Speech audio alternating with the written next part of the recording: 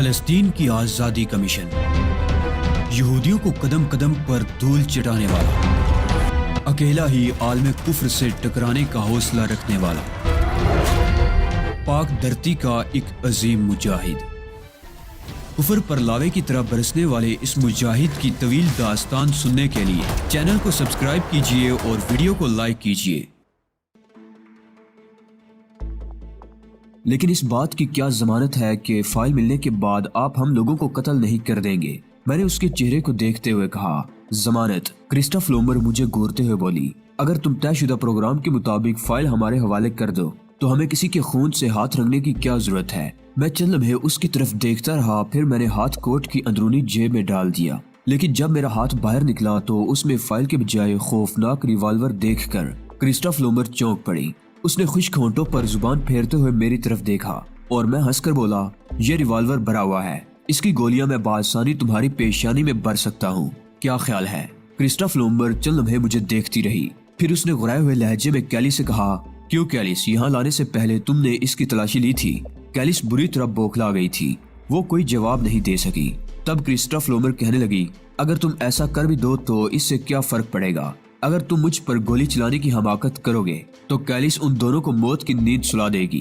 تمہارا خیال ٹھیک ہے، میرا یہ مقصد نہیں ہے کہ میں تمہیں قتل کر دوں، دراصل میں یہ کہنا چاہتا تھا کہ حالات کسی بھی وقت ناخوشگوار ہو سکتے ہیں۔ کیا یہ بہتر نہیں ہوگا کہ تم ان لوگوں کو نظر انداز نہ کرو جنہوں نے مجھ سے فائل حاصل کرنے کی کوشش کی ہے؟ کیا یہ تمہارا فرض نہیں ہے میڈم کرسٹف لومبر کہ فائل کے حصول سے پہلے تم ان لوگوں پر توجہ دو جو میرا راستہ روکنے کی کوششوں میں مصروف ہیں؟ ریوالور مجھے دے دو، کرسٹف لومبر نے کہا۔ ضروری نہیں ہے، میں نے خشک لہجے میں کہا، میں اسے استعمال کر کے نتائج سے بے پرواہ بھی ہو سکتا ہوں، لیکن میرا مقصد صرف اتنا سا ہے کہ تم فائل کے حصول کے ساتھ ساتھ ان لوگوں پر بھی توجہ دو۔ اگر وہ ہمارا راستہ روکنے کی کوششوں میں کامیاب ہو گئے تو اس کی ذمہ داری کون قبول کرے گا؟ کرسٹف لومبر کسی گہری سوچ میں ڈوب گئی، پھر اس نے گہری سانس لے کر کہا، تمہارا کہنا کسی حد تک درست ہے، میں اس سلسلے میں خصوصی پروگرام مرتب کروں گی۔ کیا یہ بہتر نہیں ہوگا کہ تم اس وقت تک میرے مہمان رہو جب تک کہ ہم فائل پوری احتیاط کے ساتھ اپنی تحویل میں نہ لے لیں؟ یہ دونوں تمہارے ساتھ رہیں گے اور اس دوران تمہیں کوئی دقت پیش نہیں آئے گی، مجھے اس پر کوئی اعتراض نہیں ہے، لیکن صورتحال کا تقاضا یہی ہے کہ تم پوری طرح محتاط رہو۔ ایسا ہی ہوگا، کرسٹف لومبر نے جواب دیا، اور اس کے بعد ایک بار پھر میری آنکھوں پر پٹی باندھ دی گئی۔ آئن شلائر کی بیوی اور بچہ بالکل خاموش تھے، انہوں نے ایک دفعہ بھی پلٹ کر دیکھنے کی کوشش نہیں کی تھی۔ کرسٹف لومبر کے اشارے پر ہماری واپسی کا پروگرام طے پا گیا، وہ خود کار سے اتر گئی تھی اور تھوڑی دیر بعد کار سٹارٹ ہو کر واپس چل پڑی۔ آنکھوں پر پٹی بندی ہونے کی وجہ سے مجھے یہ اندازہ نہیں ہو سکا کہ وہ لوگ مجھے کس طرف لیے جا رہے ہیں، لیکن میں اب پرسکون تھا۔ دوسری لڑکی کیلس ہمارے ساتھ ہی تھی۔ تھوڑی دور جانے کے بعد اس نے پستول کی نال میری پشت پر چبوتے ہوئے کہا، اپنا پستول میرے حوالے کر دو۔ کیوں، اب کیا مصیبت نازل ہوئی ہے تم پر؟ میں نے غرائے ہوئے لہجے میں کہا، تم نہیں جانتے، تم نے تو میری موت کا سامان ہی کر دیا تھا، برائے کرم پستول مجھے دے دو، میں وعدہ کرتی ہوں تمہیں کوئی نقصان نہیں پہنچا جائے گا، اور اب تو تمام معاملات دوستانہ ماحول میں طے پا رہے ہیں، اب تمہیں کیا دقت پیش آ سکتی ہے؟ تم اس کے لیے اتنی پریشان کیوں ہو؟ اس لیے کہ میں دوبارہ اس پستول کو تمہارے پاس سے برآمد ہوتے نہیں دیکھنا چاہتی، تمام ذمہ داری میرے اوپر ہی عائد ہوتی ہے، میں اس کے لیے معذرت خواہ ہوں، تم اگر چاہو تو مجھے بے ہوش کر کے میرا پستول نکال سکتی ہو، میں نے کہا۔ کیلس کی طرف سے کوئی جواب نہیں ملا تھا۔ تقریباً آدھے گھنٹے کے سفر کے بعد کار ایک بار پھر رک گئی اور ہم لوگوں کو نیچے اتار لیا گیا۔ آئن شلائر کی بیوی اور بچہ میرے ساتھ ہی تھے۔ جس عمارت میں ہمیں اتارا گیا تھا وہ مضبوط لیکن کسی قدر پرانی سی معلوم ہو رہی تھی۔ اس کے ایک بڑے سے ہال نما کمرے میں ہمیں پہنچا دیا گیا جہاں زمین پر فرش بچھا ہوا تھا، اس کے علاوہ اور کوئی چیز نہیں تھی۔ غالباً یہ انتظام اس لیے کیا گیا تھا کہ ہم کوئی غلط حرکت نہ کر سکیں۔ ہمیں اندر دھکیل کر دروازہ بند کر دیا گیا۔ پستول اب بھی میرے پاس ہی موجود تھا، پتہ نہیں وہ لوگ یہ رعایت کیوں دے رہے تھے، لیکن اس کے ساتھ ساتھ ہی پستول کی موجودگی میرے ذہن کو کسی قدر مطمئن کیے ہوئے تھی۔ میری نگاہ سہمی ہوئی عورت پر پڑی جو بے حد خوبصورت تھی اور جس کی عمر 36 سال سے زیادہ نہیں ہوگی۔ 11 سالہ بچہ بھی سہما ہوا سا تھا۔ مجھے اس پر بے حد پیار آیا اور میں مسکرا کر ان لوگوں کی طرف دیکھنے لگا۔ بچہ بھی مسکرا دیا تھا، ایک سہمی سی مسکراہٹ اس کے ہونٹوں پر آ گئی تھی۔ میں نے بچے کو اپنے قریب بلایا اور وہ اپنی ماں کی طرف دیکھنے لگا۔ عورت نے اشارہ کر دیا تھا، چنانچہ وہ میرے پاس پہنچ گیا۔ میں نے بچے کو گود میں بٹھاتے ہوئے کہا، اب تم لوگوں کو ذرا بھی خوف زدہ ہونے کی ضرورت نہیں، مسز شلائر میں آ گیا ہوں۔ اور میں آپ کو اپنی زندگی میں کوئی نقصان نہیں پہنچنے دوں گا۔ مسز لائر نے دونوں ہاتھوں سے منہ چھپا لیا اور سسکیاں لینے لگی۔ بچہ اپنی ماں کی طرف دیکھ کر کسی قدر ہراساں ہو گیا تھا۔ میں ان دونوں کو تسلیاں دیتا رہا۔ آپ لوگوں کو اس دوران ان لوگوں نے کوئی تکلیف پہنچانے کی کوشش تو نہیں کی؟ میں نے پوچھا۔ نہیں، ان کا رویہ ہمارے ساتھ برا نہیں رہا، مسز لائر نے جواب دیا۔ میں نے بچے کے رخساروں کو پیار کرتے ہوئے کہا، تمہارا نام کیا ہے بیٹے؟ ڈین شلائر، اس نے جواب دیا۔ مسٹر ڈین شلائر، آپ تیاریاں کر لیں، آپ کو اپنے وطن واپس جانا ہے۔ بس یوں سمجھ لیں کہ اس کام میں تھوڑا سا وقت رہ گیا ہے۔ بچہ بے اختیار مسکرا اٹھا۔ اس کی مسکراہٹ فرشتوں کی طرح پاکیزہ تھی۔ میں ان دونوں سے تسلی آمیز انداز میں گفتگو کرتا رہا، لیکن میرے ذہن میں تشویش کی جو لہریں اٹھ رہی تھی وہ اب بھی جوں کی توں تھی۔ بہرحال اب مجھ پر یہ ذمہ داری عائد ہو گئی تھی کہ انہیں سمجھا بجھا کر کسی قسم کے خوف کا شکار نہ ہونے دوں۔ ایک رات گزر گئی، دوسرا دن بھی گزر گیا۔ دوسرے دن شام کو کرسٹا فلومر نے مجھ سے اسی عمارت میں ملاقات کی۔ صورتحال کا جائزہ پوری طرح لیا جا چکا ہے مسٹر سنوڈن، اور میرا خیال ہے کہ کل دن میں ہمیں اپنا کام مکمل کر لینا چاہیے تاکہ آپ کو کوئی دقت نہ ہو۔ کچھ معلومات حاصل کرنا چاہتا ہوں میڈم کرسٹا فلومر، میں نے کہا۔ ہاں کہو، کیا بات ہے؟ فائل کے حصول کے بعد ان لوگوں کو واپس بھیجنے کے کیا انتظامات ہوں گے؟ کرسٹا فلومر نے اپنے پرس کو کھولا اور 3 ٹکٹ نکال کر میرے سامنے ڈال دیے۔ کل شام کو 4:30 بجے کی فلائٹ سے تم لوگوں کو واپس بھیجا جا سکتا ہے، بشرطے کہ فائل ہمارے پاس پہنچ جائے۔ میں نے اس فلائٹ کے یہ ٹکٹ حاصل کر لیے تھے۔ یہ تمہارے اس خدشے کے پیش نگاہ بھی تھا جس کے تحت تم نے یہ بتایا تھا کہ ہاورڈ ہماری راہ پر ہے اور اس فائل کے حصول کے لیے سرگرداں بھی۔ میں نے تینوں ٹکٹوں کو بغور دیکھا۔ ان میں ایک مسٹر اسنوڈن کے لیے، دوسرا مسز شلائر اور تیسرا ڈین شلائر کے لیے تھا۔ ان ٹکٹوں کو دیکھ کر کم از کم یہ اندازہ ضرور ہوتا تھا کہ کرسٹا فلومر فائل کے حصول کے بعد کسی قسم کی بددیانتی کا ارادہ نہیں رکھتی، یا پھر ممکن ہے اپنی بات کو پرزور بنانے کے لیے یہ سب کچھ کیا گیا ہو۔ بہرحال مجھے اتنا رسک تو مول لینا ہی تھا۔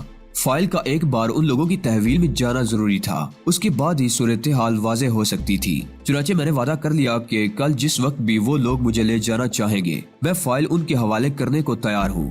کرسٹا فلومر نے مجھ سے کہا کہ اگر میں چاہوں تو انہیں فائل کی جگہ بتا دوں، اس کے بعد وہ اپنا کام انجام دینے کے لیے تیار ہوگی۔ لیکن میں نے اس کے لیے معذرت کرتے ہوئے کہا، دراصل میں نہیں چاہتا کہ آپ اس سلسلے میں کسی قسم کے ڈبل کراس کا تصور اپنے ذہن میں لائیں۔ فائل میں اپنے ہاتھ سے آپ کے حوالے کر دوں گا تاکہ اس کے بعد آپ یہ نہ کہہ سکیں کہ راستے میں کوئی گڑبڑ ہو گئی۔ کرسٹا فلومر کچھ دیر سوچتی رہی، پھر اس نے گردن ہلا کر کہا، ٹھیک ہے، کل 10 بجے انتظار کرنا۔ میں نے گردن خم کر دی۔ یہ رات بھی گزر گئی۔ مسز شلائر میری شرافت سے بہت زیادہ متاثر تھی۔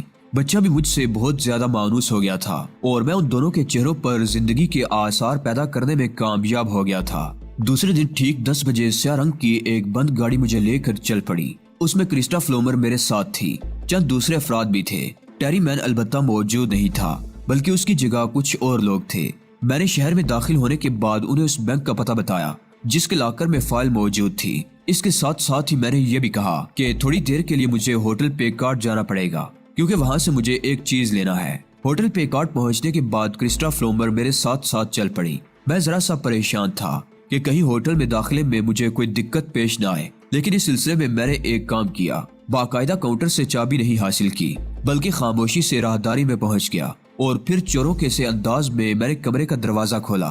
کرسٹا فلومر نے مجھ سے اس بارے میں سوال کیا تو میں نے یہ کہہ کر اسے مطمئن کر دیا کہ میں کسی کی نگاہوں میں نہیں آنا چاہتا۔ دروازہ کھولنے کے بعد میں نے اپنی مسہری کے پائے کے خول سے لاکر کی چابی نکالی اور اسے اپنی تحویل میں لینے کے بعد خاموشی سے باہر نکلایا۔ اس کام میں مجھے کوئی دقت نہیں ہوئی تھی، البتہ کچھ لوگ کرسٹا فلومر کو گہری نگاہوں سے دیکھ رہے تھے۔ اس کی شخصیت واقعی شاندار تھی۔ اس کی قومیت کے بارے میں بھی میں کوئی اندازہ نہیں لگا سکا تھا۔ کبھی تو وہ مقامی معلوم ہوتی تھی اور کبھی یوں لگتا تھا جیسے وہ کسی دوغلی نسل کی فرد ہو۔ ایک بار پھر ہم بینک کی جانب سفر کرنے لگے۔ تھوڑی دیر کے بعد میں نے بینک کے لاکر سے فائل نکال لی۔ فائل نکال کر ہم گاڑی میں آ بیٹھے۔ کرسٹا فلومر نے اپنے آدمیوں کو اشارہ کیا، گاڑی سٹارٹ کی گئی اور ہم لوگ وہاں سے چل پڑے۔ لیکن اس کے بعد ہمیں اس عمارت میں واپس نہیں آنا پڑا تھا بلکہ ایک اور ہی عمارت میں ہم پہنچ گئے جو شہر ہی کے درمیان تھی۔ کرسٹا فلومر نے وہاں مجھے اترنے کے لیے کہا اور پھر میرے ساتھ اندر داخل ہو گئی۔ اس چھوٹی سی عمارت کے ایک کمرے میں مسز شلائر اور ڈین شلائر کو دیکھ کر میں نے سکون کی سانس لی تھی۔ ان دونوں کو وہاں سے شاید منتقل کر دیا گیا تھا۔ وعدے کے مطابق یہ دونوں تمہارے سپرد ہیں۔ 4:30 بجے کی فلائٹ سے تم تینوں کو روانہ ہو جانا ہے۔ اس سے زیادہ تمہارے لیے میں کچھ نہیں کر سکتی۔ مسٹر اسنوڈن، یہ ٹکٹ تمہارے حوالے ہیں۔ البتہ مجھے اجازت دو کہ میں فائل چیک کر لوں، کرسٹف لومبر نے کہا۔ پھر اس نے فائل کو بغور دیکھا، اس کا اچھی طرح سے جائزہ لیا اور پھر اسے اپنے قبضے میں لے لیا۔ شکریہ، فائل بالکل ٹھیک ہے۔ اس کے ساتھ ہی ہمارا مطالبہ ایک فلم کا بھی تھا، لیکن ہمارے ایک آدمی نے ہمیں اطلاع دی کہ وہ فلم اس کے سامنے جلا دی گئی تھی۔ میرے ذہن میں سن مین کا تصور ابھر آیا اور میں نے دل ہی دل میں سوچا کہ مسٹر آئنشلائر کا خیال بالکل درست ہے۔ سن مین کمبخت ان لوگوں کے ہاتھوں بک گیا تھا، مگر میں نے اپنے چہرے سے کسی خاص تاثر کا اظہار نہ ہونے دیا۔ کرسٹف لومبر کہنے لگی، اسنوڈن، تمہیں اس فائل کے بارے میں کیا معلومات حاصل ہیں؟ مس کرسٹف لومبر، میں دراصل صرف ایک مقصد کے لیے یہاں آیا تھا، اور وہ مقصد تھا مسٹر آئنشلائر کی بیوی اور اس کے بچے کا حصول۔ اس سے زیادہ میری کوئی حیثیت نہیں تھی کہ میں اس فائل کے بارے میں بھی معلومات حاصل کرتا۔ کیا تمہارا تعلق وہاں کی انتظامیہ سے ہے؟ نہیں، میں کرائے کا آدمی ہوں اور اس کام کے لیے مجھے اچھا خاصا معاوضہ پیش کیا گیا ہے۔ خیر، مجھے اس سے کوئی غرض نہیں ہے۔ یہ دونوں تمہارے حوالے ہیں۔ یہ مکان شہر کے وسط میں واقع ہے، استنبول کے ایک بڑے پورے علاقے میں۔ اگر تم چاہو تو یہاں سے نکل کر کوئی دوسرا بندوبست کر سکتے ہو۔ یہ بندوبست تم اپنے تحفظ کے سلسلے میں کرو گے، مجھے اس پر کوئی اعتراض نہ ہوگا۔ ویسے یہ جگہ بھی تمہارے لیے محفوظ ہے، میری طرف سے تمہیں کوئی نقصان پہنچنے کا خدشہ نہیں ہونا چاہیے، کیونکہ اگر ایسی بات ہوتی تو یہ ٹکٹ اور ان لوگوں کو تمہارے حوالے نہ کیا جاتا۔ میرا مقصد ہے کہ اب تم ہماری طرف سے تمام خدشات ذہن سے نکال دو۔ ہم اب کسی طور تمہیں نقصان پہنچانا نہیں چاہتے۔ ٹھیک ہے، اس کے لیے آپ کا شکر گزار ہوں، میں نے جواب دیا۔ کرسٹف لومبر چلی گئی تو آئنشلائر کی بیوی نے مجھے دیکھتے ہوئے کہا، کیا واقعی ہمارا یہاں رہنا مناسب ہوگا؟ میرے خیال میں نہیں، میں نے جواب دیا۔ میں بھی یہی سوچ رہی تھی، لیکن کیا اسی فلائٹ سے ہم لوگ سفر کریں گے؟ اگر کوئی گڑبڑ ہو گئی تو؟ بظاہر تو اس کا امکان نہیں ہے، لیکن اگر آپ چاہیں تو میں آپ کو آپ کے سفارت خانے کے حوالے کر سکتا ہوں، وہاں سے آپ اپنی واپسی کا بندوبست کر لیں۔ مسز شلائر کچھ دیر تک کچھ سوچتی رہی اور پھر انہوں نے باری لہجے میں کہا، یہ انتہائی مناسب ہوگا، تم مجھے میرے سفارت خانے تک پہنچا دو، اسی میں میری عافیت ہے۔ میں اس کے لیے تمہاری بے حد شکر گزار ہوگی، مجھے کوئی اعتراض نہیں ہے۔ آپ ابھی میرے ساتھ چلیے، میں نے کہا۔ دل میں تھوڑی سی تشویش بھی تھی، لیکن اس بات کا امکان نہیں تھا کہ سفارت خانے والے اس معاملے میں کوئی گڑبڑ کریں گے۔ ہاں، مسٹر آئنشلائر کو اگر اس پر کوئی اعتراض ہو تو ہو، لیکن مسز شلائر کی یہی خواہش تھی۔ چنانچہ میں نے ان کی اس ہدایت پر عمل کیا اور تھوڑی دیر کے بعد ہم ایک ٹیکسی میں بیٹھے ہوئے سفارت خانے کی جانب جا رہے تھے۔ ہر چند کی کرسٹف لومبر نے مجھے اپنے تعاون کا یقین دلایا تھا اور یہ بتایا تھا کہ وہ لوگ میرے ساتھ کسی قسم کی بددیانتی کرنے کے موڈ میں نہیں ہیں، لیکن اس کے باوجود مجھے محتاط رہنا تھا۔ یہ بھی امکان تھا کہ ہاورڈ کو اس بارے میں معلوم ہو جائے اور وہ راستے میں کوئی گڑبڑ کرنے کی کوشش کرے۔ اس احساس کے تحت میں نے بھی یہی مناسب سمجھا کہ مسز آئنشلائر کو ان کے ملک کے سفارت خانے کے حوالے کر دیا جائے اور اس طرح اپنے فرض سے سبکدوش ہوا جائے۔ استنبول میں آئنشلائر کے قونصلیٹ کی عمارت کو تلاش کرنے میں خاصی دقت پیش آئی تھی۔ کئی جگہوں سے معلومات حاصل کرنے کے بعد قونصلیٹ کی عمارت کا پتہ چل سکا اور تھوڑی دیر کے بعد ہم نے ٹیکسی وہاں رکوا لی۔ ٹیکسی سے اتر کر ہم عمارت میں داخل ہو گئے۔ عملہ با اخلاق تھا۔ ایک جگہ سے ہم نے کونسلر کے بارے میں معلوم کیا تو ہمیں وائس کونسلر کے دفتر تک پہنچا دیا گیا۔ وائس کونسلر نے پرتپاک انداز میں ہمارا خیر مقدم کیا تھا اور پھر مسز شلائر نے جب اسے اپنا تعارف کرایا تو وہ مضطربانہ انداز میں کھڑا ہو گیا۔ او میڈم، معافی چاہتا ہوں، میں سوچ بھی نہیں سکتا تھا کہ آپ سے اس طرح ملاقات ہو جائے گی۔ یہ تمام کچھ سوچنے کے بجائے مجھ سے کام کی گفتگو کرو، مسز شلائر نے کہا۔ کونسلر سے میری ملاقات کیسے ہو سکتی ہے؟ آپ کو کچھ انتظار کرنا ہوگا، وہ انقرہ گئے ہوئے ہیں، ممکن ہے رات تک واپس آ جائیں۔ ٹھیک ہے، میرے لیے یہی کسی ایسی رہائش کا بندوبست کرو جس میں میں دوسروں کی نگاہوں سے محفوظ رہ سکوں۔ کسی مجرمانہ ذہنیت کے افراد مجھے اور میرے بچے کو اغوا کر کے یہاں تک لے آئے تھے۔ ان صاحب نے میری مدد کی ہے اور مجھے یہاں تک پہنچانے کی زحمت گوارا کی ہے، چنانچہ ان کا شکریہ ادا کرنے کے ساتھ ساتھ تمہیں میرے تحفظ کا بندوبست بھی کرنا ہوگا۔ اپنے طور پر تم جو چاہو انتظام کر سکتے ہو، لیکن یہ بات ابھی عام نہیں ہونا چاہیے۔ وائس کونسلر سمجھدار آدمی تھا، اس نے گردن ہلاتے ہوئے کہا، میں ان صاحب کا تہ دل سے شکر گزار ہوں میڈم، اور اب آپ یہ بھول جائیے کہ آپ کو کوئی تکلیف پہنچ سکتی ہے۔ ہم آپ کی حفاظت کے مکمل طور پر ذمہ دار ہیں۔ تھوڑی دیر تک ہم لوگ گفتگو کرتے رہے۔ وائس کونسلر میرے ساتھ نہایت خلوص سے پیش آیا تھا، اس نے تمام ذمہ داریاں قبول کر لی، تو میں نے مسز شلائر سے تھوڑی دیر کے لیے تنہائی میں بات کرنے کی خواہش کا اظہار کیا اور وائس کونسلر نے اس کے لیے ہمیں موقع فراہم کر دیا۔ میڈم، کیا آپ اپنے طور پر مطمئن ہیں؟ کیا آپ سمجھتی ہیں کہ اب آپ بآسانی واپس پہنچ جائیں گی؟ یقیناً، مجھے یقین ہے کہ یہ لوگ میری حفاظت کی ذمہ داری قبول کر لیں گے۔ اس کے علاوہ اگر ممکن ہو سکا تو میں کسی طرح آئنشلائر سے گفتگو کرنے کی کوشش کروں گی اور انہیں صورتحال بتا دوں گی۔ مجھے یقین ہے کہ وہ میرے لیے فوری طور پر کوئی نہ کوئی بندوبست کر دیں گے۔ اب میرا آپ سے ملنا ضروری تو نہیں ہے۔ اگر تمہیں موقع ملے سنوڈن تو تم میرے ملک میں ضرور مجھ سے ملاقات کرنا۔ یہاں تو تم جانتے ہو کہ میں بے یار و مددگار ہوں، تمہارے اس احسان کا کوئی صلہ نہیں دے سکتی۔ میں اپنے احسان کا صلہ وصول کرنے کے لیے کبھی آپ کے پاس نہیں آؤں گا میڈم شلائر، میں نے جواب دیا۔ اوہ، شاید تم نے میری بات سے غلط مفہوم اخذ کر لیا ہے، اس کے لیے معافی چاہتی ہوں۔ تم تو میرے لیے فرشتہ ثابت ہوئے ہو، میں تمہیں ہمیشہ یاد رکھوں گی۔ ڈین شلائر کو پیار کرنے کے بعد میں ان لوگوں سے رخصت ہو کر وہاں سے نکل آیا۔ مجھے یقین تھا کہ کونسلیٹ پہنچنے کے بعد کم از کم میڈم شلائر کے سلسلے میں میری ذمہ داریاں ختم ہو گئی ہیں اور وہ کسی نہ کسی طرح اپنے وطن پہنچ ہی جائے گی۔ مسئلہ اب فائل کے حصول کا تھا اور اس کے لیے مجھے نئے سرے سے اپنے کام کا آغاز کرنا تھا۔ پے کارڈ میں مزید قیام تو اب قطعی نامناسب تھا۔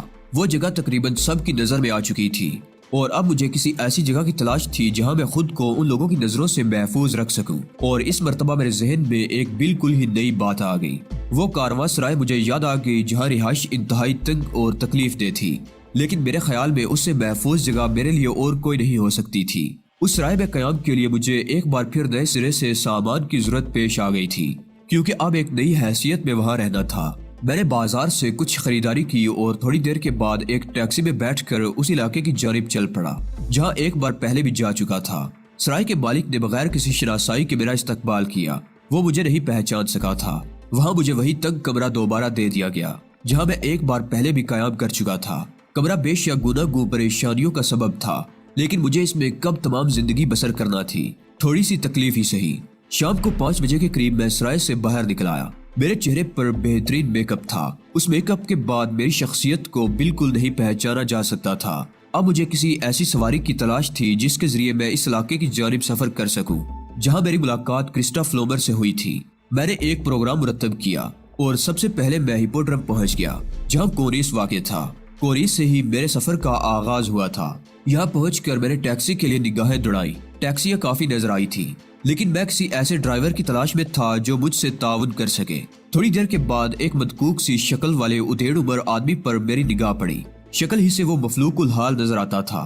میں نے اس کی ٹیکسی کو انگیج کر لیا اور اس میں بیٹھ کر چل پڑا۔ دوست، میں سیاح ہوں، میرے حکام کے مطابق ٹیکسی چلاتے رہو، تمہیں تمہارے بل کے علاوہ 50 لیرے بھی انعام میں دوں گا۔ 50 لیرے کے تصور نے ٹیکسی ڈرائیور کو حیران کر دیا تھا۔ اس کی حالت سے یہی اندازہ ہوتا تھا کہ 50 لیرے اس کے لیے بڑی اہمیت رکھتے ہیں۔ میں نے 50 لیرے کا نوٹ نکال کر اس کے حوالے بھی کر دیا، جسے اس نے لرزتے ہاتھوں سے تھام کر اپنی جیب میں ٹھونس لیا اور بولا، بل کی رقم الگ سے ادا کی جائے گی؟ ہاں یقیناً، میں نے پر اعتماد آواز میں جواب دیا۔ ٹھیک ہے، آپ اطمینان سے تشریف رکھیے، جہاں آپ کہیں گے میں آپ کو لے چلوں گا۔ میں نے آنکھیں بند کر لی تھی۔ اس وقت میری تمام تر ذہنی قوتیں اس بات پر صرف ہو رہی تھی کہ میں صحیح سمت کا تعین کر سکوں۔ چنانچہ ٹیکسی چلتی رہی، آنکھیں بند کیے کہ میں ڈرائیور کو راستہ بتاتا رہا۔ میں نے یہ بھی نہیں دیکھا تھا کہ ڈرائیور کے چہرے پر میری ہدایات کا کیا رد عمل ہو رہا تھا، لیکن اب مجھے اس پر بھروسہ تھا اور میں جانتا تھا کہ وہ وہی کرتا رہے گا جو میں کہوں گا۔ تھوڑی دیر کے بعد جب ٹیکسی ایک چڑھائی پر چڑھنے لگی تو میں نے اندازہ کر لیا کہ ہم درست راستے پر سفر کر رہے ہیں۔ کافی دور پہنچنے کے بعد سڑک 2 حصوں میں تقسیم ہو گئی۔ ایک شاخ رادی کی جانب جا رہی تھی اور دوسری بائیں سمت پہاڑیوں کی طرف چلی گئی تھی۔ میں نے چند لمحات کچھ سوچا، یہ جائزہ لیتا رہا کہ اس کے بعد کتنا فاصلہ اس طرح طے کیا گیا تھا۔ پوری طرح مطمئن ہونے کے بعد میں نے ٹیکسی ڈرائیور کے شانے پر ہاتھ رکھ کر اسے رکنے کا حکم دیا۔ بس دوست، میں یہی اتروں گا۔ جی، ڈرائیور متخیرانہ انداز میں بولا، لیکن جناب یہاں سے آپ کو واپسی کے لیے کوئی سواری نہیں ملے گی، دیکھا جائے گا۔ ویسے تم مجھے یہ بتاؤ کہ یہ کون سی جگہ ہے؟ یہ آرال کا علاقہ کہلاتا ہے۔ کچھ فاصلے پر قسطنطنیہ کا زیر زمین محل واقع ہے۔ اگر آپ یہاں سے واپسی کے لیے جائیں تو قسطنطنیہ کے محل کی جانب رخ کریں، وہیں سے آپ کو سواری مل سکتی ہے۔ وہ محل کس طرف ہے؟ سیدھے ہاتھ پر۔ اگر آپ تھوڑی سی بلندی پر چڑھ کر دیکھیں گے تو آپ کو وہ جگہ نظر آ جائے گی۔ وہاں تک پہنچنے کا راستہ پہاڑیوں کے درمیان سے گزرتا ہے مگر خطرناک نہیں ہے۔ لیکن صاحب، آپ یہاں کیوں اتر رہے ہیں؟ بس میں ذرا سنکی قسم کا آدمی ہوں۔ لو، یہ تمہارا بل۔ میں نے ٹیکسی کے میٹر پر نظر ڈالنے کے بعد رقم اس کی طرف بڑھاتے ہوئے کہا اور پھر مزید 10 لیرے کا نوٹ ڈرائیور کے ہاتھ میں تھما دیا۔ ڈرائیور کی تو چاندی ہو گئی تھی۔ وہ مجھے کئی بار سلام کر کے واپس پلٹ گیا۔ میں اپنی جگہ کھڑا اس وقت تک ٹیکسی کو دیکھتا رہا جب تک کہ وہ مجھے نظر آتی رہی۔ پھر جب وہ بالکل ہی نگاہوں سے اوجھل ہو گئی تو میں آگے بڑھنے لگا۔ میں نے پہاڑیوں کا راستہ اختیار کیا تھا میں چاروں طرف سے محتاط ہو کر چل رہا تھا۔ ایک جگہ رک کر میں نے چند لمحات کے لیے ادھر ادھر کا جائزہ لیا اور پھر آگے بڑھ گیا۔ تقریباً 1.5 میل کا سفر طے کرنے کے بعد مجھے ایک سرنگ دکھائی دی۔ یہاں پانی گرنے کی مدھم آواز بھی سنائی دے رہی تھی، جیسے قریب ہی کہیں آبشار موجود ہو۔ مزید آدھا گھنٹہ چلنے کے بعد میں اندازے کی بنا پر اس جگہ رک گیا جہاں مسٹر آنچلائر کی بیوی اور بچے کا تبادلہ ہوا تھا۔ اس جگہ سڑک کے ایک طرف دور دور تک قد آدم جھاڑیاں اور درخت پھیلے ہوئے تھے اور دوسری طرف پتھریلا میدان تھا جو بتدریج بلندی کی طرف چلا گیا تھا۔ اس وقت میری نظریں سڑک کے کنارے کچی جگہ پر بنے ہوئے ٹائروں کے نشانات پر جمی ہوئی تھی۔ میرے ہونٹوں پر خفیف سی مسکراہٹ پھیل گئی۔ اس کا مطلب تھا کہ میں بالکل ٹھیک جگہ پر پہنچا ہوں۔ یہ میری خصوصی صلاحیت تھی جس کی بنا پر میں راستوں کا تعین کرنے میں کامیاب ہو جاتا تھا۔ تھوڑی دیر میں جھاڑیوں کے درمیان ایک جگہ رکا اور ٹائروں کے نشانات کا جائزہ لیتا رہا، پھر انہی نشانات کے سہارے آگے بڑھنے لگا۔ نشانات بلندی کی جانب جا رہے تھے۔ میں اتنا غیر محتاط نہیں تھا کہ کسی ہنگامی صورتحال میں اپنا دفاع نہ کر سکتا۔ مجھے یقین تھا کہ اگر گرین پول کا کوئی ہیڈ کوارٹر ان پہاڑیوں میں موجود ہے تو ان لوگوں نے اس کی حفاظت اور نگرانی کے لیے انتظامات بھی کر رکھے ہوں گے۔ میرا اندازہ غلط نہیں نکلا۔ میں نے ابھی زیادہ سفر نہیں کیا تھا کہ اچانک ہی کوئی چیز میرے سر سے صرف 2-3 انچ اوپر سے گزر گئی۔ زناٹے کی آواز کے ساتھ ہی میں نے جھاڑیوں میں چھلانگ لگا دی۔ پہاڑیوں میں گونجنے والی اس فائر کی بازگشت اس بات کا ثبوت تھی کہ مجھے دیکھ لیا گیا ہے۔ پہلے فائر کی لمحہ بھر بعد ہی دوسرا فائر ہوا اور پھر تواتر سے فائرنگ ہونے لگی۔ میں اس دوران جھاڑیوں کی آڑ لے کر زمین پر لیٹ گیا تھا۔ فائرنگ تقریباً 3 منٹ تک مسلسل ہوتی رہی اور پھر ایک لمحے کے لیے رک گئی۔ اس موقع سے فائدہ اٹھا کر میں اچھل کر ایک درخت کی آڑ میں پہنچ گیا جسے میں نے تاک لیا تھا، لیکن وہ لوگ بھی ہر طرف نظر رکھے ہوئے تھے کیونکہ دوسرے لمحے فائرنگ دوبارہ شروع ہو گئی تھی۔